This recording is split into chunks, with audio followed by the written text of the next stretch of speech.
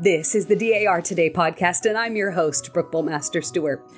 Well, we talk often in this podcast about what we as Daughters of the American Revolution do in the way we promote our three missions of historic preservation, education, and patriotism. Well, today we'll be talking about what the DAR does with regard to education, specifically with regard to our DAR scholarships.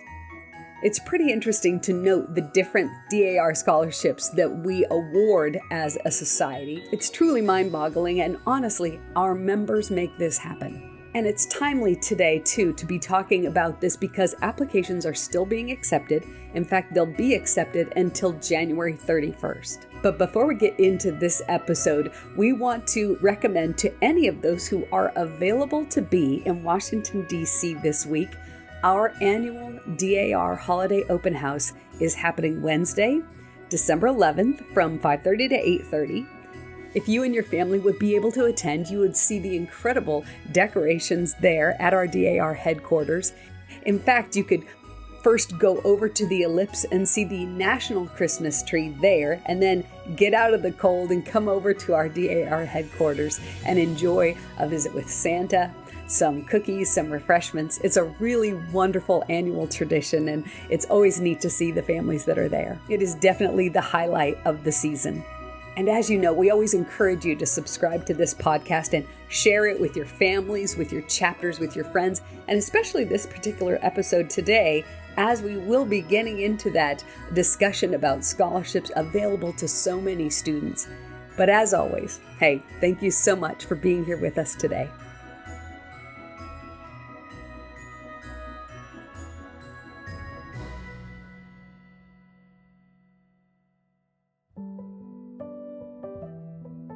The DAR Scholarship Committee is 100 years old. There will be a lot of information that we provide in this podcast today about scholarships, but for ease of access, all the links you'll need will be in the show notes. The National Society Daughters of the American Revolution awards multiple scholarships to students showing dedication in the pursuit of degrees in diverse disciplines, including history, law, nursing, education, and music, just to name a few. The Scholarship Committee awards these scholarships to qualified applicants regardless of race, religion, or sex. There are so many scholarships available, but let's mention just a few. First, for children and stepchildren of DAR members, 2 scholarships are available. The Lillian and Arthur Dunn Scholarship in the amount of $2,500 is awarded for up to 4 years, and the Madeline Pickett Halbert Cogswell Nursing Scholarship is also available in the amount of $2,500. Now, for scholarships available to everyone, of course, if they qualify. The first we'll mention is the Richard and Elizabeth Dean Scholarship. It awards up to $5,000 each year for up to 4 consecutive years to graduating high school students pursuing an undergraduate degree in American Studies.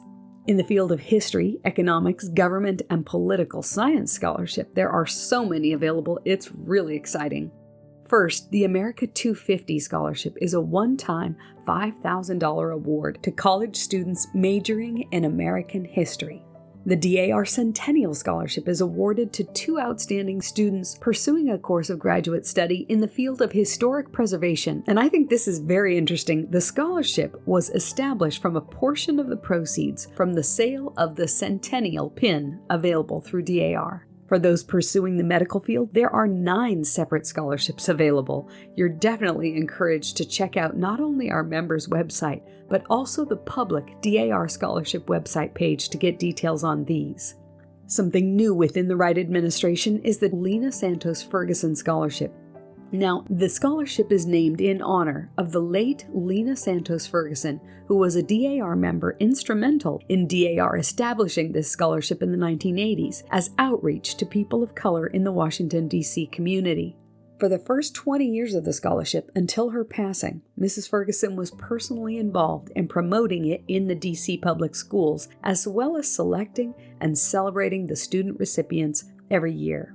Now, for those wanting to be teachers and educators, there are 2 scholarships available. There are also American Indian scholarships, the first being the DAR American Indian Scholarship, awarded to a Native American college and technical student of any age, any tribe, and in any state who has financial needs and meets the minimum GPA requirements. Also, the Francis Crawford Marvin American Indian Scholarship is provided once a year to one Native American student. Now, there are also specific or specialty scholarships, like the Arthur Lockwood Beneventi Law Scholarship for students attending an accredited law school. The Mayor Mary Elizabeth Lockwood Benevente MBA Scholarship is available for those majoring in business administration. And for those students entering an accredited college with a major in horticulture, the Robert Hunter Swadley Horticulture Scholarship is available. The William Robert Findley Graduate Chemistry Scholarship is for those majoring, of course, in chemistry. And the Leo and Alberta Thomas Scholarship offers 3 different scholarships, one for those majoring in English, one for those majoring in math, and another for science. Now, there are a couple of funds that cater to those studying the field of music. The Nellie Love Butcher Music Scholarship is for those pursuing an education in piano or voice. Special consideration will be given to those students currently attending the Duke Ellington School of the Performing Arts in Washington, D.C. Another new scholarship created during the Wright administration is the DAR Marian Anderson Legacy Scholarship. This is a one-time $5,000 award given to one student who's pursuing undergraduate or graduate study in music. Now, we had the opportunity recently to speak with the National Vice Chair of the Marian Anderson Legacy Scholarship, Taryn Kennedy, and I'd love to play that interview now.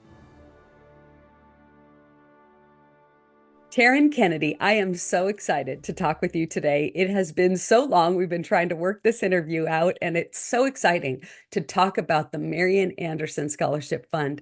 Tell us a little bit about that within the Wright administration. Sure. So the Marian Anderson DAR Legacy Scholarship was created for undergraduate and graduate music students. This is something that was initiated during the Wright administration, as you've hinted towards. And this is for many reasons. I know that the scholarship is beneficial. We do focus on education in the DAR as one of our missions. So this falls right in line with supporting students, supporting learning, but it also is twofold in a sense, because it satisfies our interest in making sure that the public understands the true story of DAR and Marian Anderson, and understanding that DAR is sitting on the right side in terms of justice and perspective when it comes to the story. There's a lot of questions in the public. People still don't fully know. We even have members who don't fully know the full story. So I think one of the great things about the scholarship is that it reminds us all that there was a relationship, a story between the DAR and Marian Anderson, and it refreshes us in a sense that we know that DAR is making positive steps and making good choices to make sure that people know what side we stand on in terms of being kind and respectful and fair. And more importantly, all of that embodies being inclusive. And we do know that that's been a huge portion of our President General's focus in her administration, making sure that members feel welcome, making sure that prospective members feel welcome, and making sure that people are getting a full experience in the DAR that is positive and enriching for all of us, for everyone. I think supporting a scholarship in the name of Marian Anderson, in her honor, really pushes forth that mission, that part of our interest in everyone.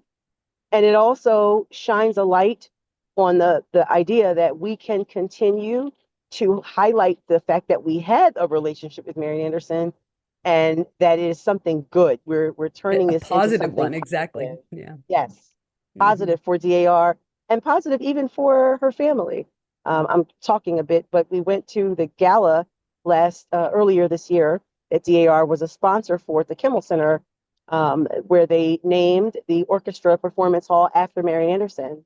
And it was a very, very powerful experience to be there, but more importantly, to see the public's response to DAR's interest in respecting her legacy and honoring her legacy, and shining a bright light on the story in when you look at what took place in the past, our progress and our efforts to shine a light on her legacy doesn't necessarily fit with what the public stereotype is. So this is a great way for DAR to straighten the public's view on, how we feel about her legacy and about Marian Anderson in general. Yes, exactly. I love that you're bringing that up, especially with the word legacy, and of course, being that Marian Anderson Legacy Foundation scholarship. Right. And I believe she ended up, didn't she end up singing at DAR Constitution Hall? I believe, was it 5 times? Yes, she did. I don't know exactly how many times, but she definitely sung at Constitution Hall, and more importantly, had her farewell concert at Constitution Hall. She did a farewell tour towards the end of her career and did come to Constitution Hall to perform as part of those planned activities surrounding that event. So I think it's great that, she had an opportunity to come back. Unfortunately, a lot of people are not aware of that. Yeah. But again, I mentioned this elsewhere before, but if we're going to have this story in our history, in our archives, then it's what we do with the story that really makes the difference. Yeah. Do we let it sit out there and let people be confused and remain that way and misrepresent our organization? Mm-hmm. Or do we, like I said earlier, shine a brighter light on the story, make sure that people are aware that, yes, we know these things happened. Yes, we're out in the forefront about it and we're not hiding anything. But more importantly, we are honoring the future. We're honoring her legacy. We're honoring student leaders, student performers in her honor, in her name. And I think that this speaks a much better truth to where we are going and who we want to be, where we want to be as an organization. Exactly. And I love the grace and forgiveness she showed. And that is her legacy, isn't it? That's right. So this scholarship then, so these are for college students that are currently enrolled in a music program. Is that correct? That's correct. So it could not be a high school applicant. You have to be fully matriculated into the program in order to be eligible for this scholarship. That's exciting. And have you had an awardee yet that you can tell us a little bit about? Yes. So we had our first winner from Texas and last year, and then her name is Cassidy Forehand. She's had experience playing in a fiddle group, and that drew her to be involved in non-classical styles of music a little bit more. I think what's really neat is that she pursued her interest in music, but also went to graduate school for this purpose as well. So she's a person who has fully embraced music as a lifelong career, and clearly making the choice to pursue higher levels of education in music is also very meaningful. And it just shows how much she's committed to music in general. I think it's a great selection for someone who is honoring Marian Anderson's legacy. It's going to be great to see the different awardees over the years and the legacy that will continue on for Marian Anderson, not just what she did in her lifetime, but what this scholarship fund will do. And I know people can contribute to this fund, correct? That is correct. You can contribute to the fund several different ways. You can obviously contact our Office of Development and specifically, make a donation and let them know that you want to make it for this fund in particular. You can do it as a sustaining supporter. You can, be a sustainer who donates a minimum amount of $5 or more to DAR, and then just allocate those funds to this particular scholarship fund. So, by the way, I just want to mention how impressed and excited I am about the membership. Our DAR members have really come through to support the scholarship fund. The summer that it was announced at Continental Congress, I had the pleasure of working with several of our members who came to the development committee table to make that donation right away. I was so impressed and so touched and moved that we have a large amount of members who are really interested in supporting this scholarship and what this scholarship is about. I think it's important to recognize that our members are very excited about this opportunity. And it's just a testament to how far we've come. We really are today's DAR by doing these works. That's exactly right. Thank you so much for being with us, Taryn. Appreciate it.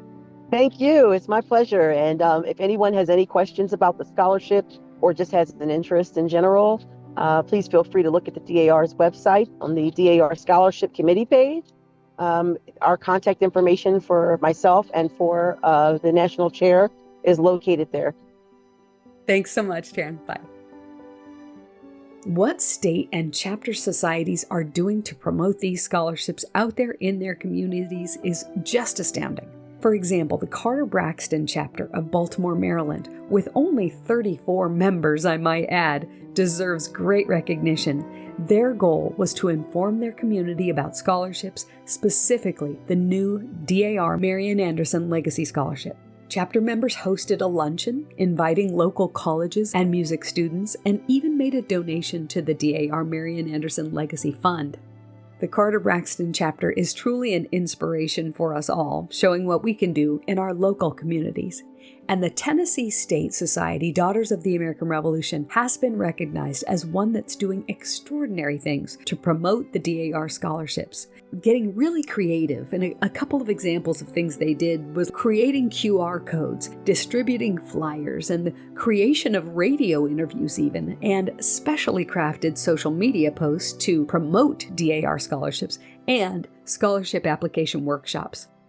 What could you do in your chapter and state societies to promote these scholarships available to so many students? It's kind of an exciting question, isn't it? Well, hopefully, this information today will inspire some creative ideas for you.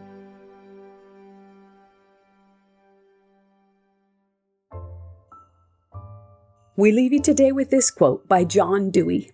"Education is not preparation for life. Education is life itself." Well, thanks for listening and be well, dear friends. Let's celebrate the stars and stripes forever and remember, with all of your ancestors behind you, you are the result of the love of thousands. This podcast was written and produced by our incredible team of writers and editors, and we are, as always, so grateful for President General Pamela Edwards Rouse Wright and Historian General Suzanne Heskey for their constant guidance. To Barbara Grant, the National Chair of DAR Scholarships, and Taryn Kennedy, the National Vice Chair of the Marian Anderson Legacy Fund, for being so generous with their time.